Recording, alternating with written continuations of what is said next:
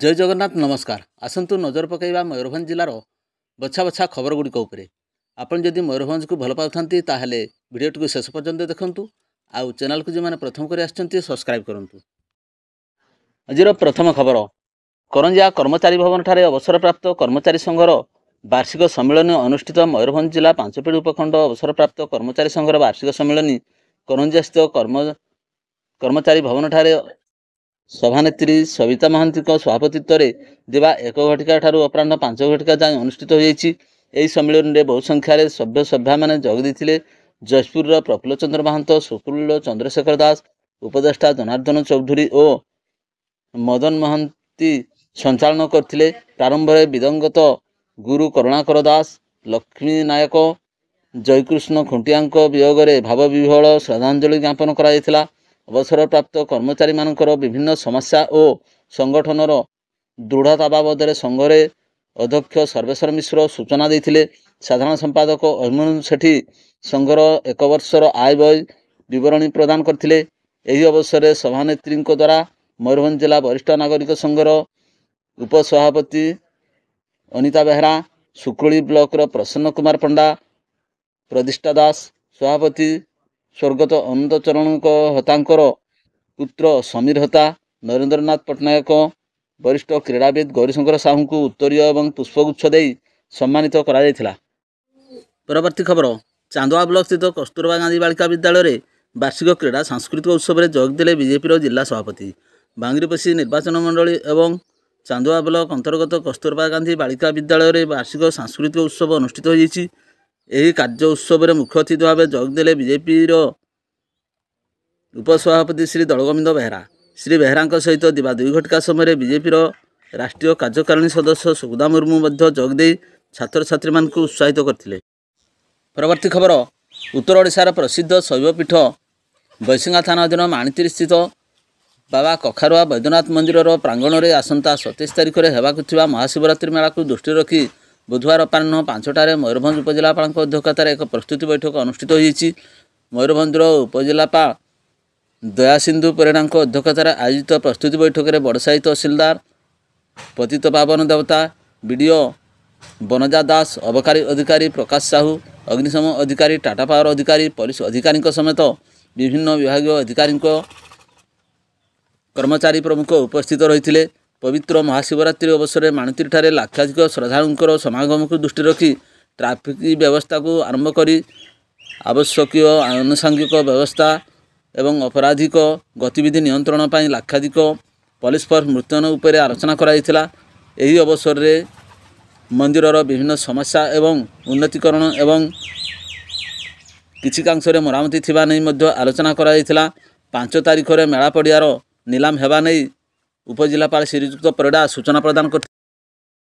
परवर्ती खबर शिमिलपाल अभयारण्य दक्षिण वन प्राणीखंड अंतर्गत जंगल प्रवेश कर वन्यजंतु शिकार उद्यम करुवा अभियुक्त शिकारी दल मध्य 2 शिकारी को गिरफ्त कर बेले अन्य 3 जन घटनास्थल फेरार हो जाता विभाग सूत्र जमापड़ी। कैमेरा रे उत्तोलित होता फोटो अनुजाई विभाग पक्षर घटनास्थल तुरंत चढ़ाऊ कर किंतु खसी जाता अन्य 3 शिकारी को शिमिलपाल वन्यप्राणी गोइंदा विभाग द्वारा चिन्हट कर गिरफ्त करने पदक्षेप ग्रहण कराई। शिकारी दल 5टी देशी बंदूक सह विस्फोरक सामग्री जबत कराई। गिरफ 2 अभियुक्तों घर गोटे संबर सिंह, गोटे चिता हरिणर सिंह, 2टी फास, गोटे धनु, 3टी तीर जबत कराई। परवर्ती खबर मयूरभंज जिला शिमिलपाल अभयारण्यर जनाबिल हाथी शिविर में रुवा 68 वर्षीय वयस्का पशा हाथी भवानीर मंगलवार प्रत्युष 6:08 समय मृत्यु घटी।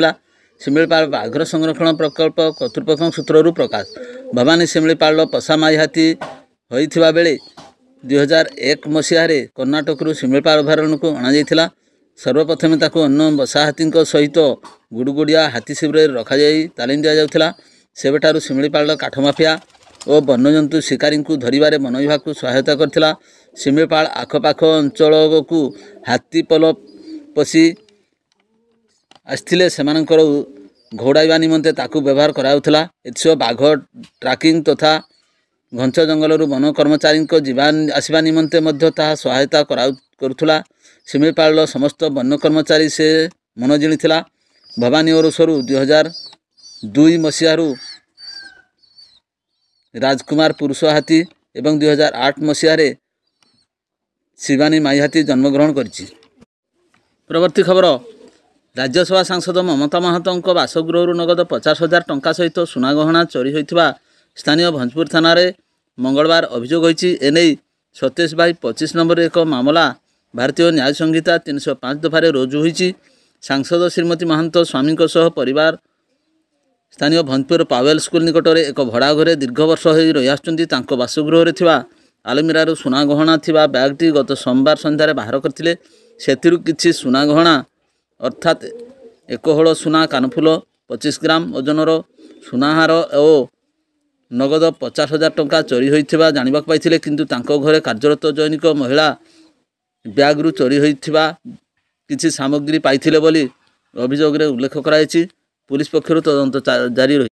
ପରବର୍ତ୍ତୀ ଖବର, ବାଙ୍ଗିରିପୋଷି ଥାନା ଅଞ୍ଚଳରେ ଚୋରି ଏବଂ ଲୁଟପାଟ ଭଳି ଘଟଣା ଦିନକୁ ଦିନ ବଢ଼ିବାରେ ଲାଗିଛି। ପ୍ରାପ୍ତ ସୂଚନା ମୁତାବକ ବାଙ୍ଗିରିପୋଷି ଥାନା ଅନ୍ତର୍ଗତ ବୁଢ଼ୀଖମାରୀ ପଞ୍ଚାୟତ ବୋଡ଼ାମତଳିଆ ଗ୍ରାମର ଶିବପ୍ରସାଦ ସିଂ ଗତ ସୋମବାର ବାଙ୍ଗିରିପୋଷି ସ୍ଥିତ ବ୍ୟାଙ୍କ ଅଫ୍ ଇଣ୍ଡିଆରେ ଥିବା ନିଜ ଜମା ଖାତାରୁ 40,500 ଟଙ୍କା ଉଠାଇ ବାଇକ୍ ଯୋଗେ ନିଜ ଘର ଅଭିମୁଖେ ଯିବା ସମୟରେ ଉଦାଳି ପ୍ରାଥମିକ ବିଦ୍ୟାଳୟରେ ଶିକ୍ଷୟିତ୍ରୀ କରୁଥିବା ତାଙ୍କ ସ୍ତ୍ରୀକୁ ଆଣିବା ପାଇଁ ରାସ୍ତା ନିକଟରେ ବାଇକ୍ ଛିଡ଼ା କରି 5 ଫୁଟ ଦୂରରେ ଅନ୍ୟ ଜଣେ ପରିଚିତ ବ୍ୟକ୍ତିଙ୍କ ସହ କଥା ହେଉଥିଲେ।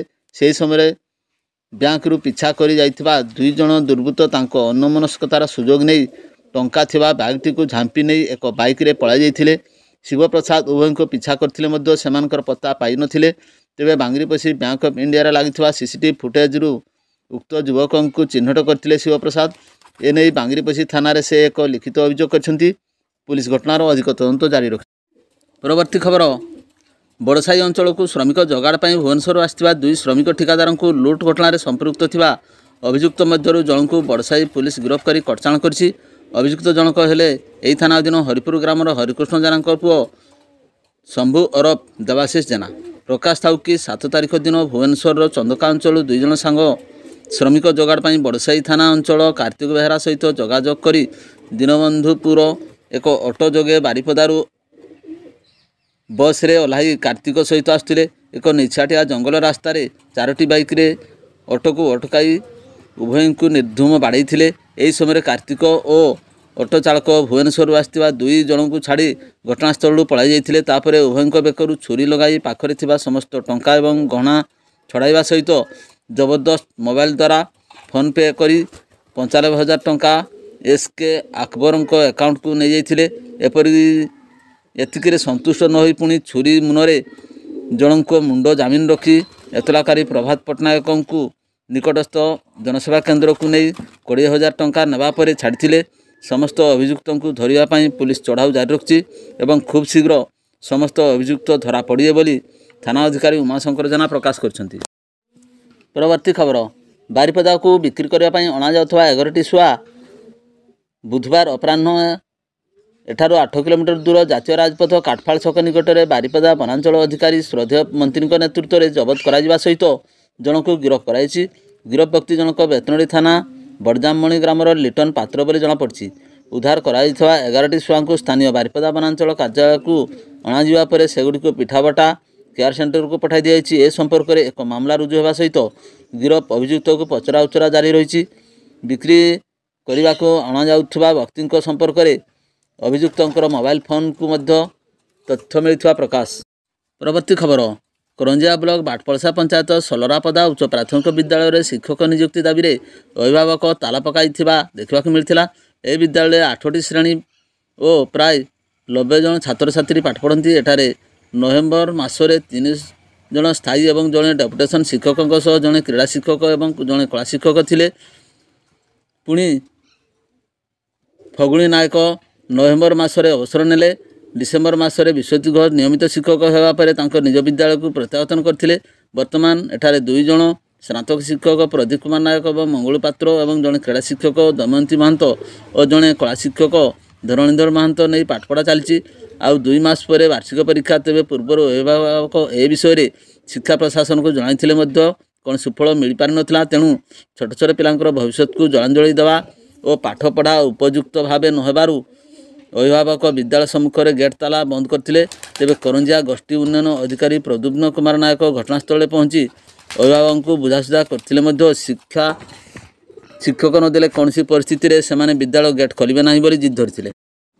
परवर्ती खबर, मेरदा ग्रामर मेडिसिन रिप्रेजेंटेटिव भाव काम करुवा व्यक्ति अलिओल राउत बैसिंगारे रोथुवा बेले मंगलवार बेतनटू रासगंजपुर जाउथुवा बेले आग्रिया निकट ओभरब्रिज निकटरू एक मनी पर्स पाई निज कार्य चली जाइथिले।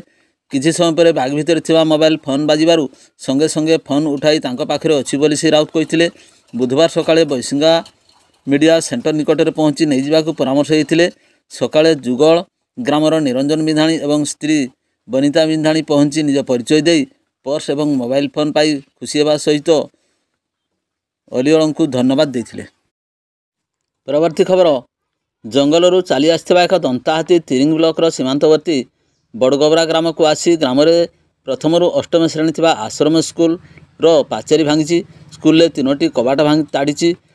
छात्रावासर स्टोर रूम रे कबाट भांगी भितर थिबा गोटे मुढ़ी बस्ता गोटे चूड़ा बस्ता टाणी आनी किछि खाइछि एवं बाकीतक फपाड़ी देछि। केवल एतिक नुहे, निकटवर्ती तलसा ग्रामर जंगलिया रास्तार थिबा बुरु साहिर किछि लोकंक चालघर भी भांगी लोके करिथिबा परिवा चाष मध्य उजाड़ी देछि। सोमवार राति दंताटी एही भली उत्पात करी स्थानीय इलाकार आतंक सृष्टि करछि। सेपटे बुधवार राति सीमांतवर्ती इलाकार दंताटी घुरी बुलुछि बोली स्थानीय लोके कहिसंती। खबर पाई बुधवार रायरंगपुर आईटीडीएर प्रकल्प प्रशासनिक जगरंजन नायक विभागीय जंत्री घटनास्थल परिदर्शन करने सह बड़गोबरा आश्रम स्कूल होइथिबा क्षयक्षतिर आकलन करिसंती बोली स्कूल प्रधान शिक्षक कहिसंती। भिडियोटी को शेष पर्यंत देखिथिबारु अनेक अनेक धन्यवाद।